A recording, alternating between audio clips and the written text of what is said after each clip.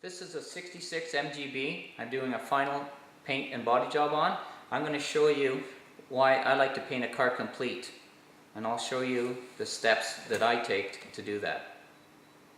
This is why I like to paint a car complete.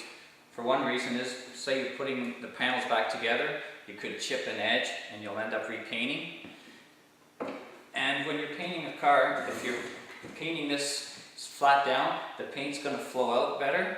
So you're going to get a flatter finish on a panel that's laying flat than you would opposed to painting a panel when it's hanging up, because you can't put as much paint on, it'll run. And when you're spraying metallics, if you spray too close or too far away, it'll change the metallics. Too close could make the metallics dark and heavy, and farther away the metallics could be lighter. So if you're painting a car that's together, it's consistent, you'll keep the paint gun consistent a distance away. But when you're on a panel, if you're going from the car to here, it might not be the same. That way your metallics will be off. Then when you assemble the car later, the hood could be darker or lighter than the rest of the car. Because I like to paint a car all together, one of the first steps I do is I jam all inside of all the parts before I assemble them. Then I mask up all inside the parts so no overspray gets on it, like you see over here.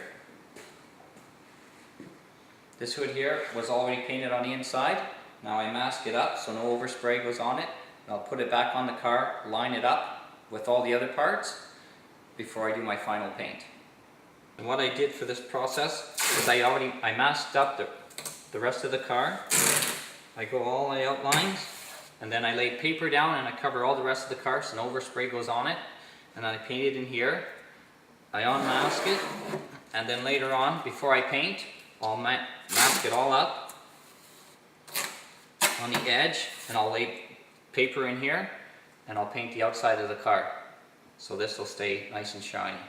And make sure you mask off any little hole or any where paint can get inside so no overspray gets in there.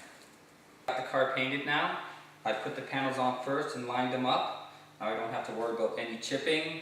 And don't have to worry about any metallics being off from spraying the panels too close or far apart if they're not on the car. And all I can do now is I can wet sand and buff it, reassemble it, and the car is done without any troubles.